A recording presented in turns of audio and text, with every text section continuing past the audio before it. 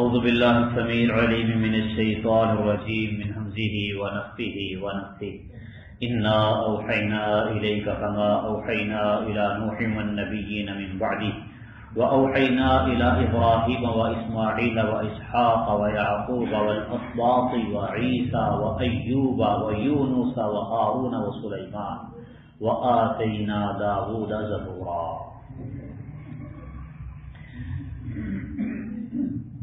انا اوحینا الیک، یقیناً ہم نے آپ کی طرف وحی کی، کما اوحینا الی نوح والنبیین من بعدہ، جس طرح کہ ہم نے نوح اور ان کے بعد دیگر انبیاء کی طرف وحی کی، واوحینا الی ابراہیم واسماعیل واسحاق ویعقوب والاسباط، اور ہم نے ابراہیم، اسماعیل، اسحاق، یعقوب اور اس کی اولاد کی طرف وحی کی، وعیسیٰ وایوب ویونس وہارون وسلیمان، اور عیسیٰ اور ایوب اور یونس اور ہارون اور سلیمان کی طرف وحی کی، وآتینا داود زبورا، اور ہم نے داود علیہ السلام کو زبور عطا کی۔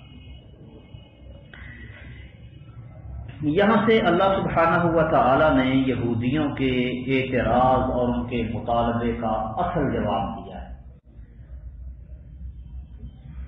ان کا مطالبہ تھا کہ ان تنزل علیہم کتابا من السماء، وہ کہتے تھے کہ آپ آسمان سے کوئی کتاب اتار کے لائیں، جیسے موسیٰ علیہ السلام کو تختیوں پہ تورات لکھ کے دی گئی کتاب، ایسے ہی کتاب آپ بھی لائیں تو پھر ہم آپ کو نبی اور رسول مانیں گے۔ تو اس پہ کچھ الزامی جواب دیے اللہ سبحانہ و تعالی نے کہ موسیٰ علیہ السلام کو ہم نے کتاب دی تھی نا تختیوں پہ لکھی ہوئی، پھر بھی ان کی نہیں مانی انہوں نے، تختیوں پر لکھی ہوئی کتاب آنے کے باوجود ان سے اس سے بھی بڑے بڑے سوال کرتے رہے، فقالوا ارنا اللہ جہرا، کہتے تھے ہم اللہ کو اپنے سامنے دیکھنا چاہتے ہیں، پھر بچڑے کو انہوں نے معبود بنا لیا، کتاب تختیوں پر لکھی ہوئی پھر بھی شرک، اور پھر ہم نے ان کے اوپر طور کو لا کے چھتری کی طرح تائبان کی طرح کھڑا کر دیا، ہم نے کہا دروازے میں سجدہ کرتے ہوئے داخل ہو جاؤ، ہتاتن کہو، یہ ہتاتن کہتے ہوئے داخل ہوئے اور سجدے کے بجائے گھٹنوں کے بال، چوتنوں کے بال کھسکتے ہوئے داخل ہوئے، اور پھر بار بار وعدے توڑتے رہے۔ تو ان کے وعدے توڑنے کی وجہ سے، انبیاء کو قتل کرنے کی وجہ سے انبیاء کو بھی قتل کرتے رہے، اور کہتے تھے ہمارے دل پردے میں ہیں، اور مریم پر بہتان باندھتے اور کہتے تھے کہ ہم نے مسیح عیسیٰ بن مریم کو قتل کیا، اور اس طرح کی باتیں، یعنی جو یہ مطالبہ آپ سے کر رہے ہیں، موسیٰ علیہ السلام کو ہم نے تختیوں پر لکھ کر کتاب دی تھی، پھر بھی انہوں نے ان کی نہیں مانی۔ وہ تھے الزامی جوابات۔ تو یہاں سے اللہ سبحانہ و تعالی نے ان کے مطالبے کا اصل جواب دیا ہے کہ تورات کی طرح آسمان سے اکٹھی کتاب نازل کروانے کا جو ان کا مطالبہ ہے، تو اس کے بارے میں یہ بات سمجھ لینی چاہیے کہ اللہ سبحانہ و تعالی نے موسیٰ علیہ السلام کے سوا اور کسی کو بھی کتاب اکٹھی نہیں دی لکھ کر، اور پھر انبیاء کرام کا اللہ نے نام لیا کہ ہم نے نوح علیہ السلام کی طرف وحی کی جیسے ہم نے آپ کی طرف وحی کی ہے، اور نوح کے بعد والے انبیاء کی طرف بھی ہم نے وحی کی، ابراہیم، اسماعیل، اسحاق، یعقوب کی اولاد، عیسیٰ، موسیٰ، یونس، ہارون، سلیمان، ان سب کی طرف ہم نے وحی کی۔ اور تو نبی کریم صلی اللہ علیہ وسلم کا جو معاملہ ہے یہ دیگر انبیاء سے مختلف نہیں ہے۔ نوح علیہ السلام سے قبل انبیاء رسل آئے، لیکن نوح علیہ السلام پہلے صاحب شریعت نبی تھے، تو اس لیے ان کا ذکر اللہ سبحانہ و تعالی نے سب سے پہلے کیا ہے کہ یہ پہلے اولو العزم صاحب شریعت نبی تھے۔ اور نوح علیہ السلام ہی وہ نبی ہیں کہ جن کی قوم پر عذاب نازل ہوا، ان کو پانی میں غرق کر دیا گیا، آسمان سے بھی پانی برسا، زمین سے بھی پانی نکلا۔ رد شرک کا وعظ بھی نوح علیہ السلام نے ہی کیا، وہی سے شروع ہوا۔ تو وحی کا اصل معنی تو ہوتا ہے کہ کسی کو وقفی طریقے سے کوئی بات بتا دینا۔ الہام کو بھی بس اوقات وہی کہا جاتا ہے۔ تو اللہ سبحانہ و تعالی نے نوح اور ان کے بعد والے انبیاء صلوات اللہ علیہم وسلامہ ایک کی طرف وحی کی ہے، تو جیسے دیگر انبیاء کی طرف وحی کی گئی اسی طرح سے آپ کی طرف بھی وحی کی جا رہی ہے، تو اس میں کوئی حیرانی کی بات نہیں ہے۔ اور پھر آخر میں اللہ سبحانہ و تعالی نے فرمایا وَآتَيْنَا دَاوُودَ زَبُورًا۔ یہودی داؤد علیہ السلام کو نبی مانتے ہیں اور زبور کے آسمانی کتاب ہونے کا یقین بھی رکھتے ہیں۔ ہم نے داؤد کو زبور دی، کیا اس کو لکھ کے دی گئی تھی؟ داؤد علیہ السلام پر جو کتاب زبور نازل ہوئی وہ بھی تو ان کو لکھ کے نہیں دی گئی موسیٰ علیہ السلام کی طرح، وہ بن لکھی کتاب کو تم مانتے ہو، جس کو اللہ نے صرف وحی کیا، لکھ کر نہیں دیا، اس کو تم تسلیم کرتے ہو۔ تو یہ بھی اسی طرح سے نازل ہو رہی ہے جیسے داؤد کو زبور دی گئی۔ تو یہ ایک اور الزامی سا جواب اللہ سبحانہ و تعالی نے آخر میں دیا۔ اس وقت جو موجودہ زبور ہے اس میں تقریباً 50 صورتیں ہیں اور دعائیں اور نصیحتیں اور تمثیلیں وغیرہ ذکر ہیں۔ حلت حرمت کے احکام زبور موجودہ جو ہے اس میں موجود نہیں ہے۔ بہرحال یہ اللہ سبحانہ و تعالی نے ان کو جواب دیا ہے کہ ضروری نہیں کہ آسمان سے لکھی ہوئی کتاب ہی نازل ہو تو یہ مانے، یہ آسمان سے جو کتاب لکھی ہوئی نازل ہوئی اس کو بھی نہیں مانتے تھے۔ موسیٰ علیہ السلام کو تورات دی گئی، اس کے باوجود نافرمانیاں کرتے رہے، اور وہ کتاب جو آسمان سے لکھی ہوئی نازل نہیں ہوئی تھی زبور، اس کو بھی یہ مانتے ہیں۔ یعنی یہ کہ اپنی ہٹ درمی ہے اور کچھ نہیں قرآن کا انکار کرنے میں۔ رسلا ورسلا قد قصصناهم عليك من قبل ورسلا لم نقصصهم عليك وَكَلَّمَ اللَّهُ مُوسَىٰ تَكْلِيمًا، اور بہت سے رسولوں کی طرف ہم نے وحی کی جن کا ہم نے آپ پر بیان کیا ہے اس سے پہلے۔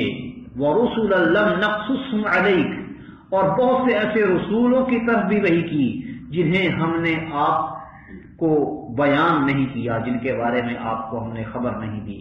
وَكَلَّمَ اللَّهُ مُوسَىٰ تَكْلِيمًا، اور موسیٰ سے اللہ سبحانہ و تعالی خود ہم کلام ہوئے۔ جن رسولوں کے اسماء گرامی اور واقعات قرآن مجید فرقان حمید میں بیان کیے گئے ہیں، ان کی تعداد 24 یا 25 ہے۔ آدم علیہ السلام ہیں، ادریس علیہ السلام، نوح، ہود، صالح، ایوب، شعیب، موسیٰ، ہارون، یونس، داؤد، سلیمان، الیاس، یسع، زکریا، یحییٰ، عیسیٰ، ذوالکفل، یہ انبیاء ہیں جن کے تذکرے قرآن مجید میں اللہ سبحانہ و تعالی نے کیے۔ تو اس کے علاوہ رسول لم نقصصهم علیک، کچھ رسول ایسے ہیں جن کے قرآن مجید میں نام ذکر نہیں ہوئے، وہ کتنے ہیں ان کی تعداد اللہ ہی بہتر جانتا ہے۔ بعض لوگ کہتے ہیں 1,24,000 پیغمبر آئے ہیں، لیکن یہ کوئی مستند بات نہیں ہے، ثابت شدہ بات نہیں ہے۔ اور اسی طرح ایک حدیث میں 8,000 کا ذکر آتا ہے، انبیاء کی تعداد 8,000، لیکن وہ بھی پایا ثبوت کو نہیں پہنچتی۔ اللہ تعالیٰ ہی بہتر جانتا ہے وہ کتنے تھے اور کتنے نہیں۔ وَكَلَّمَ اللَّهُ مُوسَىٰ تَكْلِيمًا، اللہ تعالیٰ نے موسیٰ پر خاص طور پر کلام کیا۔ اب دیکھیں موسیٰ علیہ السلام کو اگر اللہ سبحانہ و تعالی نے لکھی ہوئی کتاب دی ہے، یہ ان کا ایک شرف ہے جو اللہ نے انہیں بخشا، تو اسی طرح موسیٰ علیہ السلام کو دوسرا شرف بھی تو اللہ نے بخشا ہے کہ اللہ تعالیٰ ان کے ساتھ خود ہم کلام ہوئے ہیں۔ انی انا ربک فاخلع علیک، ڈائریکٹ اللہ تعالیٰ نے کلام کیا۔ تو اب موسیٰ علیہ السلام کا اللہ تعالیٰ سے کلام کرنا یہ دیگر انبیاء کے لیے موجب تعین نہیں۔ تو موسیٰ علیہ السلام کو لکھی ہوئی کتاب ملنا دوسرے انبیاء کے لیے موجب تعین کیسے ہو سکتا ہے؟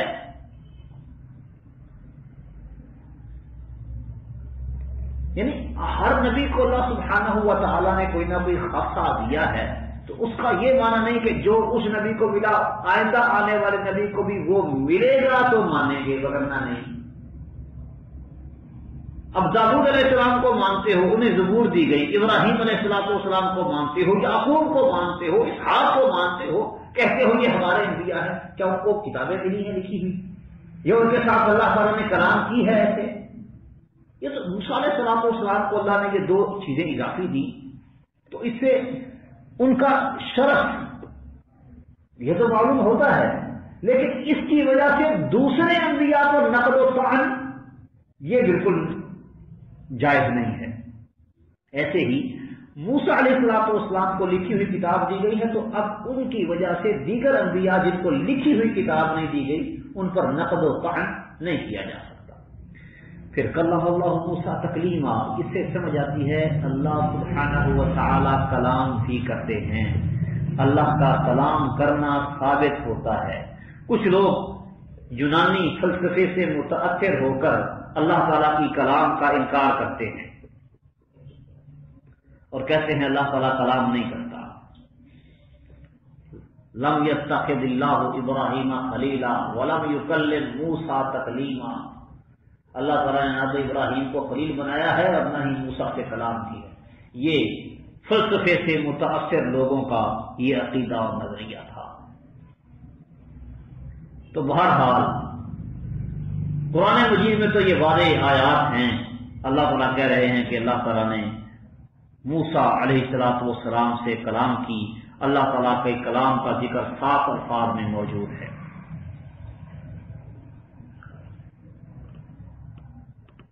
اور کلام یہ اللہ تعالیٰ کا وصف ہے، اسی بنیاد پر خلق قرآن والا مسئلہ بھی چلتا ہے کہ قرآن مخلوق ہے یا کلام اللہ ہے۔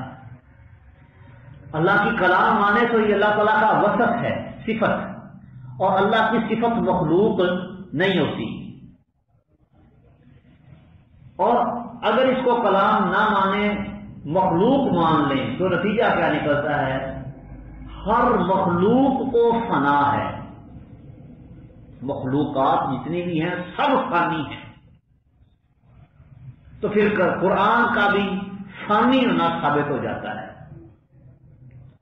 اور اگر اس کو اللہ کی صفت مانے، کلام اللہ مانے، غیر مخلوق مانے، تو اللہ تعالی فانی نہیں، حی قیوم ہے، لا زوال لا یزال ہے۔ تو قرآن مجید جو اللہ کا وصف ہے کلام، جب ایک ذات وہ لا زوال ہے تو اس کی صفات بھی لا زوال، جو ذات زوال پذیر ہونے والی ہو اس کی صفات بھی زوال پذیر ہوتی ہے۔ ہاں انسان کی صفات، انسان بھی اللہ کی مخلوق ہے تو اس کی صفات بھی اللہ کی مخلوق ہے، انسان کے اعمال یہ بھی اللہ تعالیٰ کی مخلوق ہے۔ واللہ خلقکم وما تعملون، تمہیں بھی اللہ نے پیدا کیا ہے، تمہارے اعمال کو بھی اللہ تعالیٰ نے پیدا کیا ہے۔ اور اللہ تعالیٰ کا جو عمل ہے، اللہ کی جو صفت ہے کلام، یہ اللہ کی مخلوق نہیں بلکہ اللہ تعالیٰ کی صفت ہے۔ رسلا مبشرین و منذرین، ایسے رسول بھیجے جو خوشخبری دینے والے اور ڈرانے والے تھے۔ لئلا یکون للناس علی اللہ حجۃ بعد الرسل، تاکہ لوگوں کے پاس رسولوں کے بعد اللہ کے مقابلے میں کوئی حجت نہ رہ جائے۔ وَكَانَ اللَّهُ عَزِيزًا حَكِيمًا، اور اللہ تعالیٰ ہمیشہ سے ہی نہایت غالب اور کمال حکمت والا ہے۔ یعنی انبیاء و رسول کی بعثت کا مقصد تو یہ ہے کہ جو لوگ ایمان لے آئیں، اپنی اصلاح کر لیں، انہیں جنت کی خوشخبری دے دی جائے، اور جو کفر اور نادانی پر جمے رہیں ان کے غلط رویے پر اللہ کے عذاب اور اللہ کی پکڑ سے ڈرایا جائے۔ مبشرین و منذرین، یہ انبیاء ہیں۔ انبیاء کو بھیجنے کا مقصد ہے بشارتیں دینا اور لوگوں کو ڈرانا، تاکہ حجت تمام ہو جائے اور وہ اللہ کے ہاں کوئی عذر پیش نہ کر سکیں کہ ہمیں کوئی ڈرانے والا نہیں آیا، کوئی خوشخبری دینے والا نہیں آیا۔ مقصد کتاب و سنت اور شریعت کے نازل ہونے سے یہ مقصد حاصل ہو جاتا ہے کہ شریعت اس میں خوشخبریاں بھی ہیں اور ڈراوے بھی ہیں۔ تو جب اللہ سبحانہ و تعالی کی طرف سے حجت بس یہ دونوں چیزیں ہیں، کتاب و سنت، یعنی وحی الہی، تو وحی الہی ہی حجت ہے۔ وحی الہی کے علاوہ اللہ کے نزدیک بھی کوئی اور چیز حجت نہیں۔ اللہ کا کہتے ہیں کہ ہم نے رسول بھیجے ہیں مبشرین و منذرین، اور رسولوں کو بھیجنے کے ساتھ ہم نے کیا کیا ہے؟ لِأَلَّا يَكُونَ لِلنَّاسِ عَلَى اللَّهِ حُجَّةٌ بَعْدَ الرُّسُلِ، رسولوں کے بعد لوگوں کے پاس کوئی حجت نہ رہ جائے۔ حجت تمام ہوتی ہے رسولوں کے ذریعے، رسولوں کے علاوہ اور کچھ اللہ کے ہاں حجت نہیں ہے۔ حجت صرف اور صرف وحی الہی ہے۔ تو وہ کتاب جو رسولوں کو دی گئی، چاہے وہ یک بار بھی دی جائے یا قسط وار تھوڑی تھوڑی کر کے نازل کی جائے، لکھی ہوئی دی جائے یا ویسے ہی القاء اور وحی کر دی جائے، بہر صورت حجت تمام ہو جاتی ہے۔ اس کے بعثت اصلی پر کوئی فرق نہیں پڑتا۔ اور حجت جب صرف وحی الہی ہے تو کسی امام یا مجتہد کو دین میں حجت بنانے کی ضرورت ہی کیا ہے؟ وہ کیسے حجت ہو سکتا ہے؟ کیونکہ اللہ نے کہا ہے اللہ یقول للناس علی اللہ حجت بعد الرسل، اور رسولوں نے جو کہہ دیا اس کے بعد حجت تمام ہو گئی، اب کسی اور کو حجت بنانے کی ضرورت ہے ہی نہیں۔ یعنی رسولوں کے بعد کسی اور حجت کی ضرورت اللہ پر رب العالمین کی ہاں ختم ہو جاتی ہے۔ وقال اللہ عزیز الحکیم، اور اللہ تعالیٰ نہایت غالب خوب حکمت والا ہے۔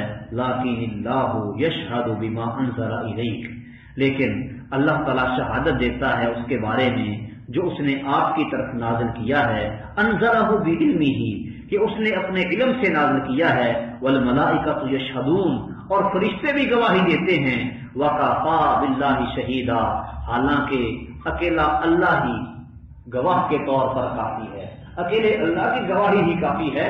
لیکن اس پر قرآن مجید کے کتاب الہی ہونے پر اللہ کی گواہی بھی ہے اور اللہ کے فرشتوں کی گواہی بھی ہے، یعنی ہر وحی پیغمبر پر آتی رہی ہے، کچھ یہ نیا کام نہیں ہے۔ اس پر یعنی قرآن مجید فرقان حمید پر اللہ سبحانہ و تعالی نے اپنا خاص علم اتارا ہے قرآن مجید میں، اور اللہ تعالیٰ اس حق کو ظاہر کر دے گا۔ چنانچہ یہ ظاہر ہوا، اور جس قدر ہدایت اس نبی سے ہوئی کسی اور نبی سے اس قدر ہدایت نہیں ہوئی ہے۔ اور یہ آیت بھی یہودیوں کے اس سوال کا جواب ہی ہے کہ اگر یہود قرآن کے کتاب الہی ہونے کا انکار کرتے ہیں تو اس سے قرآن کا سچا ہونا مجروح نہیں ہوتا۔ کسی سچائی کو جھٹلانے سے وہ سچائی جھوٹ نہیں بن جاتی، کیونکہ اللہ تعالیٰ گواہی دیتا ہے کہ اس نے قرآن اپنے علم اور حکمت بالغہ کے ساتھ نازل کیا ہے، جو اس کے انتہائی کامل اور اکمل ہونے کی دلیل ہے۔ کیونکہ قرآن مجید میں اللہ سبحانہ و تعالی نے اپنے علم کو شامل کیا ہے، اپنے علم سے اسے نازل کیا ہے، اور اللہ سبحانہ و تعالی کا علم ماضی، حال اور مستقبل سب کو محیط ہے۔ اور یہ مطلب بھی ہو سکتا ہے کہ اس نے قرآن مجید اپنے علم سے یعنی خوب جانتے ہوئے نازل کیا ہے، یہ نہیں کہ اللہ کو علم ہی نہ ہو اور قرآن نازل ہو گیا ہو۔ انزلہ اللہ نے اس کو نازل کیا ہے بعلمہ، اپنے علم کے ساتھ، یعنی اللہ کو معلوم ہے کہ قرآن نازل ہے، کہ آپ پر یہ قرآن نازل کیا گیا ہے۔ ان الذين كفروا وصدوا عن سبيل الله قد ضلوا ضلالا بعيدا، یقیناً وہ لوگ جنہوں نے کفر کیا اور اللہ کے راستے سے روکا، یقیناً وہ گمراہ ہو گئے بہت دور کی گمراہی۔ ان لوگوں سے مراد یہودی ہیں جو نبی کریم صلی اللہ علیہ وسلم پر خود بھی ایمان نہیں لاتے تھے اور دوسروں کو بھی ایمان لانے سے منع کرتے تھے، روکا کرتے تھے، اور کہتے تھے کہ اس شخص کی یعنی نبی کریم صلی اللہ علیہ وسلم کی کوئی بھی صفت ہماری کتاب میں مذکور نہیں ہے، یا یہ کہتے کہ نبوت کا دائرہ تو ہارون اور داؤد علیہ السلام کی اولاد تک محدود ہے، یا موسیٰ علیہ السلام کی لائی ہوئی شریعت منسوخ ہی نہیں ہو سکتی، اس طرح کی باتیں کرتے اور لوگوں کو قرآن سے دور کرنے کی کوشش کرتے۔ اللہ فرماتے ہیں قد ضلوا ضلالا بعیدا، یہ دور کی گمراہی کا شکار ہو گئے ہیں۔ ان الذين كفروا وظلموا لم يكن الله ليغفر لهم ولا ليهديهم طريقا، یقیناً وہ لوگ جنہوں نے کفر کیا اور ظلم کیا، اللہ تعالیٰ انہیں کبھی بھی بخشنے والا نہیں ہے اور نہ ہی انہیں کسی سیدھے راستے کی ہدایت دینے والا ہے۔ ان کی گمراہی کی کیفیت بیان کرنے کے بعد اب ان کو وعید سنائی جا رہی ہے کہ گناہوں کا ارتکاب کر کے انہوں نے اپنی جانوں پر ظلم کر لیا ہے، اور آخری نبی صلی اللہ علیہ وسلم کی صفات کو چھپا کر انہوں نے اپنے آپ پر ظلم کیا ہے، اور لوگوں کو اسلام سے برگشتہ کر کے ان پر انہوں نے ظلم کیا ہے۔ تو اس لیے یہ ایسے جرم کا ارتکاب کر چکے ہیں کہ اللہ تعالیٰ انہیں بخشے گا نہیں اگر زندگی میں توبہ طائب ہو کر مسلمان نہیں ہو جاتے، اور انہیں کوئی راستہ نہیں دکھائے گا الا طریق جہنم، مگر راستہ دکھائے گا تو جہنم کا راستہ ہی دکھائے گا، خالدین فیہا ابدا، وہ اس میں ہمیشہ ہمیشہ رہنے والے ہیں۔ وکان ذلک علی اللہ یسیرا، اور یہ کام اللہ پر نہایت آسان ہے، یعنی جب یہ کفر کی حالت میں مر جائیں گے، مرنے سے پہلے توبہ نہیں کریں گے، مسلمان نہیں ہوں گے، تو سیدھے جہنم میں جائیں گے اور اس جہنم میں ہمیشہ رہیں گے، اور ان کو جہنم میں لے جانا اور پھر جہنم میں ہمیشہ ہمیشہ باقی رکھنا اللہ تعالیٰ کے لیے مشکل نہیں ہے۔ لہذا اب بھی ان کے لیے موقع ہے کہ کفر و عناد چھوڑیں اور اسلام کو قبول کر لیں، باز آ جائیں، نبی کریم صلی اللہ علیہ وسلم کی اتباع اختیار کر لیں۔ یا ایھا الناس قد جاءکم الرسول بالحق من ربکم، اے لوگو تمہارے پاس رسول تمہارے رب کی طرف سے حق لے کے آیا ہے، فآمنوا تو ایمان لے آؤ، خیر لکم یہ تمہارے لیے بہتر ہے، وَإِن تَكْفُرُوا فَإِنَّ لِلَّهِ مَا فِي السَّمَاوَاتِ وَالْأَرْضِ، اور اگر تم کفر کرو گے تو یقیناً جو کچھ آسمانوں اور زمین میں ہے سب اللہ ہی کا ہے، وَكَانَ اللَّهُ عَلِيمًا حَكِيمًا، اور اللہ تعالیٰ خوب جاننے والا اور کمال حکمت والا ہے۔ مختلف طریقوں سے اللہ تعالیٰ نے یہود کے اعتراضات اور ان کے شکوک و شبہات کا جواب دیا اور قرآن مجید کی حقانیت ثابت کی، اور اب تمام لوگوں کو نبی کریم صلی اللہ علیہ وسلم کی رسالت اور ان پر نازل کی گئی کتاب یعنی قرآن مجید فرقان حمید پر ایمان لانے کی دعوت دی جا رہی ہے، جن میں یہود بھی شامل ہیں اور دیگر لوگ بھی، کہ جب یہ رسول برحق ہے، قرآن بھی اللہ کی سچی کتاب ہے، تو تم پر لازم ہے کہ اس دعوت کو قبول کرو، اس میں تمہارا بھلا اور فائدہ ہے، انجام کے لحاظ سے بھی بہتر ہے۔ وگرنہ یاد رکھو کہ زمین میں جتنی بھی مخلوق ہے سب کا مالک اللہ تعالیٰ ہے، اس کا تمہارے ایمان نہ لانے سے کچھ نہیں بگڑتا۔ تم اگر ایمان نہ لاؤ گے تو اللہ تعالیٰ کا کوئی نقصان ہونے والا نہیں ہے، نقصان تمہارا اپنا ہی ہے۔ یا اہل الکتاب لا تغلوا فی دینکم ولا تقولوا علی اللہ الا الحق، اے اہل کتاب اپنے دین میں غلو زیادتی نہ کرو، حد سے تجاوز نہ کرو، حد سے نہ گزرو، ولا تقولوا علی اللہ الا الحق، اور اللہ کے بارے میں حق بات کے سوا اور کچھ نہ کہو، یعنی صرف حق بات ہی کہو۔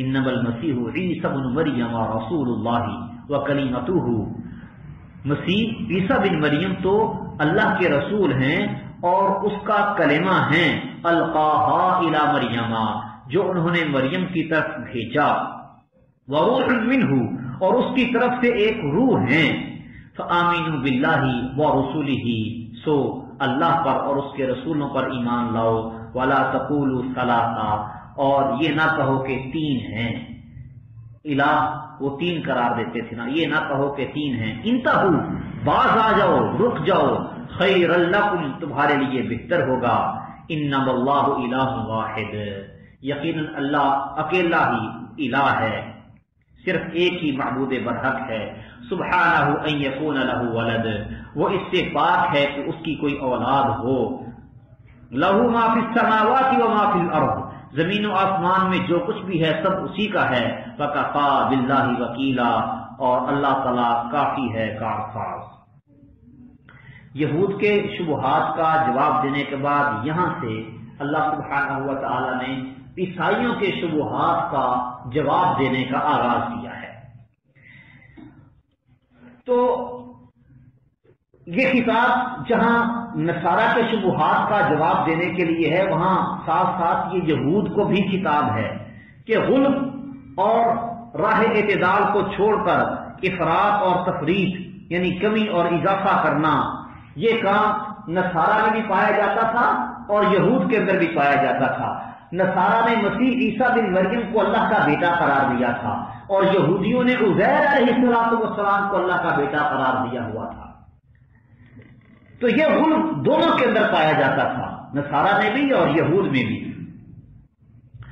تو اللہ سبحانہ ہوا تعالیٰ نے قرآن مجید میں بتایا کہ یہ دونوں فریق غلب کر رہے ہیں، اعتدال کا راستہ میانہ روی انہوں نے چھوڑ دی ہے۔ میانہ روی کیا ہے کہ عیسیٰ علیہ السلام وہ اللہ کے بیٹے نہیں ہیں بلکہ اللہ کے رسول ہیں، کلمۃ اللہ ہیں، اللہ نے انہیں مریم کی طرف القاء کیا تھا، اللہ کی طرف سے روح ہیں، یہ ساری خوبیاں اور فضائل ان کے ہیں، لیکن وہ اللہ کا بیٹا نہیں ہے، اور نہ ہی وہ الہ ہیں، تین میں سے تیسرا، ثالث ثلاثہ جو وہ کہا کرتے تھے، ایسا بھی نہیں ہے۔ تو بلکہ وہ اللہ کے بندے اور اللہ کے رسول ہیں۔ آج کل اس قسم کا غلب مسلمانوں کے اندر بھی آیا ہوا ہے، جو نبی کریم صلی اللہ علیہ وسلم اور اولیاء امت کا درجہ اس قدر بڑھاتے ہیں کہ انہیں خدا کی خدائی میں شریک کر دیتے ہیں، اور پھر نبی کریم صلی اللہ علیہ وسلم کو بشر سمجھنا انتہائی درجے کی گستاخی سمجھتے ہیں۔ وہ لوگ کہتے ہیں نبی کو بشر کہنا گستاخی ہے۔ تو اس غلب سے اللہ سبحانہ ہوا تعالیٰ نے منع کیا۔ نبی کریم صلی اللہ علیہ وسلم نے بھی منع فرمایا کہ لا تطرونی، مجھے حد سے نہ بڑھاؤ، کما اطرت النصارى عیسی بن مریم، اس طرح کہ عیسائیوں نے عیسیٰ بن مریم کو حد سے بڑھا دیا۔ فانما انا عبدہ، میں اللہ کا بندہ ہوں، تو لہذا فقولوا عبد اللہ ورسولہ، تم کہو کہ یہ اللہ کا بندہ ہے، اللہ کا رسول ہے۔ تو مجھے صرف اللہ کا بندہ اور رسول کہا کرو، حد سے نہ بڑھاؤ۔ عیسائیوں نے عیسیٰ علیہ السلام کو حد سے بڑھا کر اللہ کا بیٹا بنا دیا، اور آج مسلمانوں نے نبی کریم صلی اللہ علیہ وسلم کو حد سے بڑھا کر نور من نور اللہ قرار دے دیا کہ اللہ کے نور میں سے نور ہے۔ یہ کلمہ القاها الی مریم، کلمہ ہے عیسیٰ علیہ السلام، ان کو مریم کی طرف اللہ نے بھیجا۔ کلمہ سے مراد یعنی کلمہ کن سے اللہ تعالیٰ نے بنایا ہے۔ اچھا، یہ کن کے بارے میں کن فیکون، اللہ کہتا ہے ہو جا، کن تو چیز ہو جاتی ہے۔ اس کے بارے میں یہ بات بھی سمجھ لیں کہ کن کہنے سے یہ مطلب نہیں ہے کہ وہ چیز فی الفور تیار ہو کے اور سامنے آ جائے۔ فطری طور پر اللہ تعالیٰ نے اس کا ایک پروسیس رکھا ہے، کن کے بعد وہ پروسیس سارا ہوتا ہے، اس کا ٹائم پیریڈ جتنا ہے وہ لگتا ہے، اس کے بعد وہ کام ہوتا ہے۔ ہاں، خرق عادت، خلاف عادت، کبھی کوئی ایسا ہو جاتا ہے کہ اس پروسیس کی ضرورت نہیں رہتی اور اللہ سبحانہ و تعالی ڈائریکٹ ہی وہ کام کر دیتے۔ اب جیسے موسیٰ علیہ السلام کو اللہ تعالی نے کہا اپنی لاٹھی کو مارو دریا پر مارا تو دو ٹکڑے ہو گیا، بڑے بڑے تودوں کی طرح، ادھر کا پانی ادھر اور ادھر کا ادھر رک گیا، خشک راستہ بن گیا، خشک راستے پر چل دیے وہ لوگ، یکدم یہ سارا کچھ ہو گیا۔ دریا کا رکنا، پھر دھوپ کا نکلنا، آہستہ آہستہ راستے کا خشک ہونا، اس کے لیے وقت درکار۔ ایسا نہیں ہو. اس طرح کے جو خلق عادت امور ہیں اگر نبی کے ہاتھوں سرزد ہوں تو اس کو معجزہ کہتے ہیں نبوت کے بعد. اگر اس طرح کا کام نبوت سے پہلے ہو نبی کے ہاتھوں تو اس کو ارہاق بولتے ہیں. ارہاق کسی نیک آدمی کے ہاتھوں ہو تو اس کو معجزہ اپنا کرامت کہا جاتا ہے. عام طور پہ جو ہے کن فیکون اس کا لوگ یہ معنی سمجھتے ہیں اللہ نے کہہ دیا جھٹ پٹ وہ کام ہو جائے گا. نہیں، اس کا ایک پروسیس ہے، اس سے اس نے گزرنا ہوتا ہے. مریم علیہ السلام کو بھی اللہ تعالیٰ نے کن کہہ کر عیسیٰ علیہ السلام بیٹے کی صورت میں عطا کیے. وہ پورا پروسیس اس کا پورا ہوا جو حمل کا دورانیہ اور پیریڈ اور وہ سارے معاملات وہ ہوتے ہیں. تو بہرحال یہ بات یہاں پر سمجھنے کی ہے کہ اکیلے عیسیٰ علیہ السلام کلمہ کن سے پیدا نہیں ہوئے، بلکہ آدم علیہ السلام سمیت تمام تر اولاد آدم کن سے ہی پیدا ہوتی ہے. یہاں پہ کلمہ کن کو خاص کیوں کیا گیا؟ اس لیے کہ ان کی پیدائش قدرے مختلف تھی، بغیر باپ کے تھی نا، اس لیے یہاں پر بطور فضیلت کلمہ کن کا ذکر کیا گیا کہ یہ اللہ کا کلمہ ہے. وروح منہ، اور اللہ کی طرف سے روح ہیں.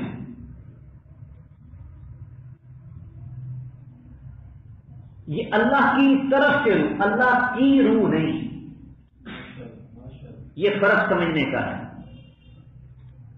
اللہ کی روح قرار دے دیتے ہیں، پھر کہتے ہیں اللہ کی روح آ گئی تو پھر اللہ جا گیا نا.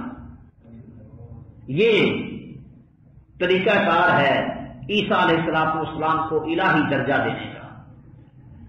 یوں تو آدم علیہ السلام کے بارے میں بھی اللہ نے کہا ہے نا وَنَفَخْتُ فِيهِ مِن رُوحِي فَقَعُوا لَهُ سَاجِدِينَ، میں اپنی روح پھونکوں گا تو تم اس کے آگے سجدہ ریز ہو جانا. وَنَفَخْتُ فِيهِ مِن رُوحِي، اپنی روح. تو اس روح سے مراد یہ نہیں کہ اللہ تعالیٰ اپنی روح، مطلب ملک مراد ہے. اس طرح کہتے ہیں نا یہ میری کتاب ہے، مطلب کیا ہوتا ہے میرے جسم کا حصہ نہیں ہے، میری ملکیت ہے. تو یہاں پہ اللہ تعالیٰ نے روح منہ کہہ کے اس اشکال کو مزید زائل کر دیا کہ اللہ تعالیٰ کی طرف سے روح ہے. اور یہ بھی روحیں تو ساری کی ساری اللہ کی طرف سے ہی ہیں. ہر جاندار کی روح ہوتی تو اللہ کی طرف سے ہے. یہاں پر روح منہ کہہ کر یہ ایک شرف کا اظہار کیا ہے، عظمت کا اظہار مقصود ہے. وگرنہ روحیں ساری اللہ کی ہیں، اللہ تعالیٰ کی طرف سے ہوتی ہیں. حل من خالق غیر اللہ، اللہ کے علاوہ کوئی اور ہے پیدا کرنے والا؟ اکیلا اللہ ہی پیدا کرنے والا ہے. اسی طرح قرآن مجید میں اللہ نے کہا ناقۃ اللہ، اللہ کی اونٹنی. مخلوق تو ساری اللہ کی ہے. صالح علیہ السلام کی اونٹنی کو ناقۃ اللہ کہا. کیوں؟ صرف شرف کے لیے. حقیقت میں تو تمام اونٹنیوں کا مالک اللہ تعالیٰ ہی ہے. تو تشریف اس کو کہتے ہیں نسبت تشریف، شرف کی نسبت.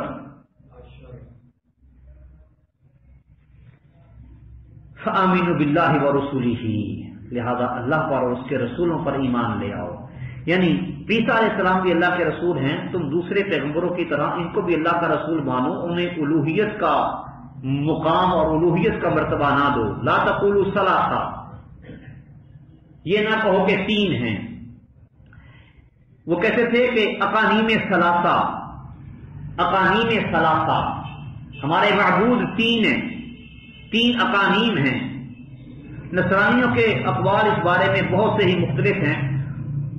خلاصہ ان کا آ جا کے ایک ہی نکلتا ہے کہ خدا تین ہیں مگر وہ تین نہیں ایک ہے. خدا تین ہیں مگر وہ تین نہیں ایک ہیں. یہ ان سارے اقوال کا خلاصہ ہے. یعنی کہ تین ہونے کے باوجود ایک ہی ہیں. جس طرح کہتے ہیں نا دو قالب یک جان، دو قالب یک جان. وہ کہتے تھے چھ قالب یک جان ہیں تین، لیکن تین حقیقت میں ایک ہی ہے. یہ ان کا گول مول قسم کا عقیدہ تھا. نصرانی بے وقت خدا کو ایک بھی تسلیم کرتے اور پھر اقانیم ثلاثہ کے قائل بھی ہیں. یہ اقانیم ثلاثہ کا جو چکر ہے یہ بڑا پرپیچ اور ناقابل فہم قسم کا ہے. جس طرح بعض مسلمانوں میں نور من نور اللہ کا عقیدہ انتہائی گمراہ کن ہے جو واضح طور پر سورہ اخلاص اور پورے قرآن مجید کے خلاف ہے. نصرانی کبھی تو 3 سے مراد وجود، علم اور حیات بتاتے ہیں کہ 3 چیزیں کیا ہیں؟ وجود، علم اور حیات. اور کبھی کہتے ہیں باپ، بیٹا اور روح القدس، یہ 3 ہیں. حالانکہ وجود، علم اور حیات تو ایک ذات کی صفات ہوتی ہیں. وجود، کسی ذات کا وجود، اس کا علم اور حیات، زندگی، یہ ایک ذات کی صفات ہوتی ہیں. لیکن باپ، بیٹا اور روح القدس یہ ایک ذات نہیں ہوتے، بلکہ یہ ذاتیں ہی الگ الگ ہیں.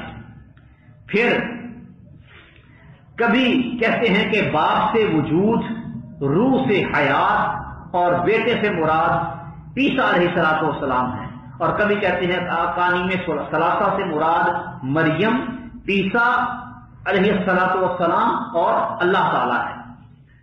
تو بہرحال قرآن مجید میں بھی اس آخری قول کا ہی تذکرہ سورہ مائدہ وغیرہ میں کیا گیا ہے. یعنی نصرانیوں کا جو عقیدہ تثلیث بعید از عقل اور انتہائی عجیب و غریب قسم کا عقیدہ ہے، اور اس سے برا عقیدہ اور کوئی نہیں. اس کے بارے میں اس قدر عیسائیوں کے درمیان بھی انتشار اور اختراع ہے کہ دنیا کے کسی اور عقیدے میں اتنا اختراع و انتشار نہیں ہے. تو قرآن نے انہیں دعوت دی کہ تم 3 خداؤں کے قائل نہ بنو بلکہ ایمان لے آؤ، یہ تمہارے لیے بہتر ہیں. اللہ سبحانہ و تعالیٰ تو اکیلا الہ ہے، اس کی اولاد ہو اللہ اس سے پاک ہے. اللہ کی اولاد نہیں ہو سکتی. زمین و آسمان میں جو کچھ ہے سارے کا سارا اللہ کا ہے اور اللہ ہی کافی کارساز ہے.